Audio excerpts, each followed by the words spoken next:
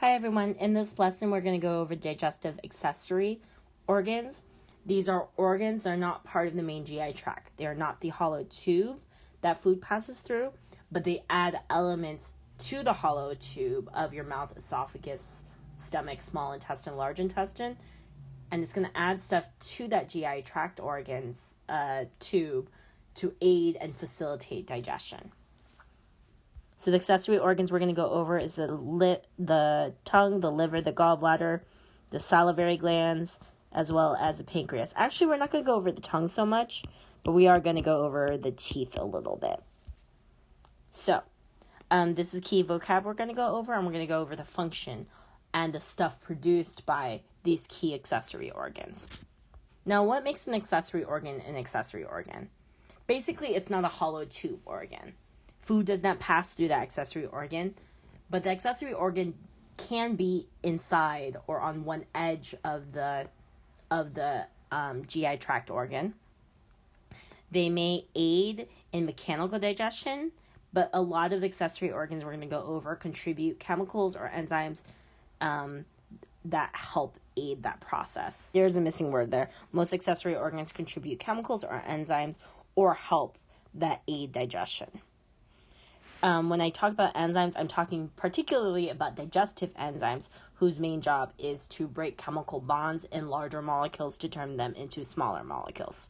All right, so there's two main divisions of the digestive system, like we've talked about. We went over GI tract or alimentary canal on the last lesson. In this lesson, we're going to go over the accessory organs. There are other accessory organs than this list. I'm going to go over these ones only, though. For example, a tongue would be considered an accessory organ in your mouth in addition to the teeth. So now we're going to explore the accessory organs that really help your GI tract organs digest food. So what makes them accessory organs?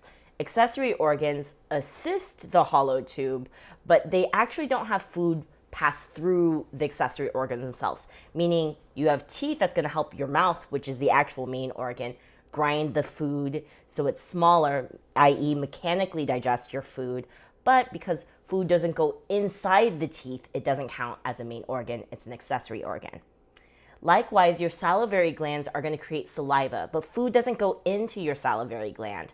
Your salivary gland is putting saliva, which is water, mucus, and all its enzymes, into your mouth, your main digestive organ, your mouth, and to interact with the food inside your mouth. So main organ, food is inside it. Accessory organs help out, but food never goes through an accessory or into an accessory organ. So in this case with salivary gland, it says gland, but I should really write salivary glands because there's actually multiple salivary glands all throughout your mouth. There's the parotid gland, there's the submandibular gland, there's the sublingual gland. So you actually have, and there's pairs of them. So you actually have a total of 6 salivary glands all throughout your mouth, making this wonderful fluid with lots of water to help moisten and soften your food as you chew it, but also has these enzymes, amylase and lipase. Now, the interesting thing with amylase and lipase is they actually don't do a ton of digestion in your mouth. So amylase itself actually starts breaking down carbohydrate starches, and it's actually really good at it. But think about how long you actually chew your food. A lot of us, while you might chew your food for 30 seconds, you'd actually really need to chew your food for several minutes and let it sit, let the amylase sit with that food for a while to allow it to really truly break down those starches. And the reality is you're probably going to swallow that food very quickly. And that food's going to enter in your stomach. But your stomach has a wildly different pH than your mouth. Your stomach is pH 2, acidic. Your mouth is pH 7, 8, which is neutral. So actually this amylase is going to get immediately denatured, meaning it'll stop working. And that's that. Likewise, lipase, again, it's going to be able to access some of the lipids in your food, but the reality is, and you're going to learn this later, is you can't really break down lipids without this substance called bile. Bile and lipase are needed to work together in order to access and break down lipids. So it'll do a very small amount of lipid digestion, just a couple molecules. So why would you even have these enzymes in your mouth in the first place? Well, the reality is you have these beautiful taste buds in your mouth that detect the presence of food. But taste buds could only access small, tiny bits of food, meaning short molecules of food. And the food molecules that are present in what you just ate are maybe perhaps a bit too big for your taste buds to detect. So by doing just a teeny bit of digestion, not enough to actually fully digest the food, but maybe break down a couple molecules. Some of those broken down molecules are then gonna interact with your taste buds, and that's flavor. You're gonna be like, oh, this is very rich. This is a very fatty or slightly sweet food, and your taste buds are gonna detect that, communicate with your nervous system, and then your nervous system is going to tell the digestive organs later down your digestive tract, your small intestine, and all its accessory organs, your stomach, to start making more enzymes because food is on its way, and it's letting your body know simply by doing just a teeny bit of digestion to interact with the taste buds in your mouth. Okay? And beyond that, mucus is going to help, again, further soften and make that food bolus, the food bolus. Again, bolus is a ball of food. Slip and slide down your esophagus a little bit more easily, and you might have some antibodies in your mouth. That just helps you detect and fight off any potential really bad stuff that might be in your food. Unfortunately, if you have a food allergy, those antibodies actually might trigger an allergic reaction, but for most of us, they're mainly there to fight off disease. All right. The second major section that receives a lot of aid from accessory organs is your small intestine, particularly your duodenum. So your duodenum or your duodenum is the initial section of your small intestine that is attached to your stomach. So if you recall, we have our stomach, but the tube that's hooking out of your stomach at the end of it, that's the small intestine, the initial part of your small intestine, and we call it the duodenum. That is a section that gets a lot of material from your gallbladder as well as your liver dumped into it, and it mixes with the contents coming out of the stomach. So one of the key things coming into there is something called bile. So bile is a really important liquid chemical. It's actually called bile salts that emulsifies fat. So it doesn't digest fat. Well, not in terms of the chemical bond, but it does make that fat more accessible for enzymes. So the way it works is it takes the fat. So you probably know that fat will not mix with water. If you put a lot of oil in water, that oil will kind of float on top and refuse to mix into the water. That actually is a big issue because your stomach acid and this chyme in your body is mainly water. Okay? So without bile, the fat will not mix into your chyme, especially in your small intestine. And then because the fat stays separate from everything else, you can't get enzymes into that fat to digest the fat. So what bile is going to do is going to break that fat into tiny drops. And what that's going to effectively do is prevent the oil from the fat lipid from separating from your stomach acid. Instead, it's going to mix it into the chyme, basically. The chyme that left your stomach and is entering your small intestine is going to all mix up into one smooth mix.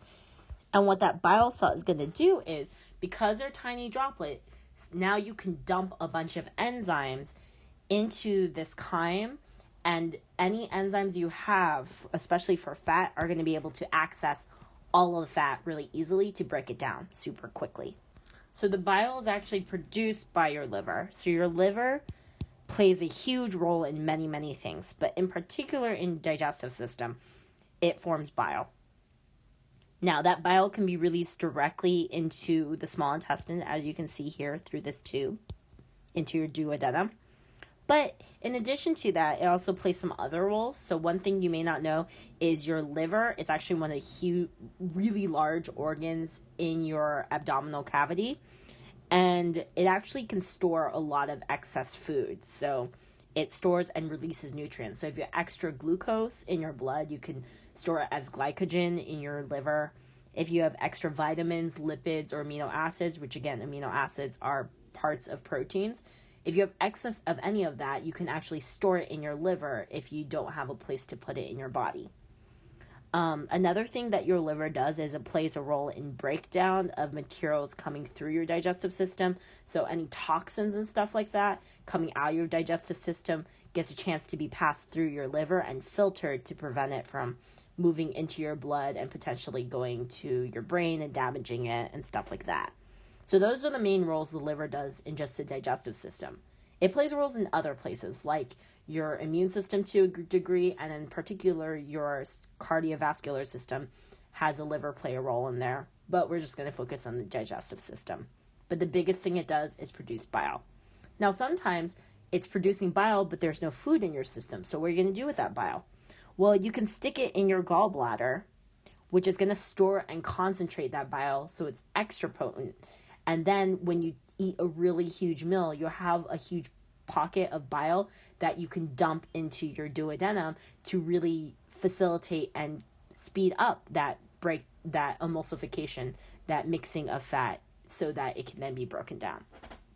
So where do we get the enzymes to break down fat, as well as enzymes to break down other food molecules in your small intestines? Well, some of it is made by your small intestines, but a huge amount of those enzymes are coming out of your pancreas. So your pancreas is this yellow, soft, squishy organ that's sits right underneath the stomach. And again, it has tubes to dump its content directly into the duodenum.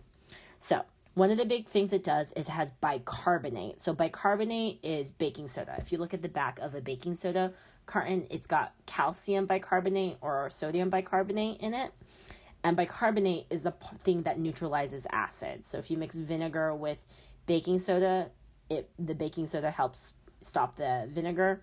In this case, this neutralizes the acid coming out of your stomach. So your stomach has an acidic pH of 2 to 4, and that acid can damage and burn the small intestine. But because your pancreas is making bicarbonate, it neutralizes the acid and brings it back to a neutral pH of 7 to 8, so that everything in your small intestine is at a pH of 7, 8. That's not going to be damaging.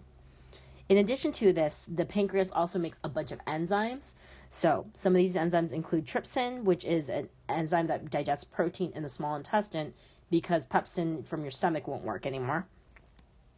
It also makes more amylase to add to the small intestine, because the amylase made by your mouth, your salivary glands in your mouth, is no longer active. So this can help add more carbohydrate digestion that is in your small intestine, as well as lipase. Or lipase is the enzyme that actually digests fat molecules into smaller molecules.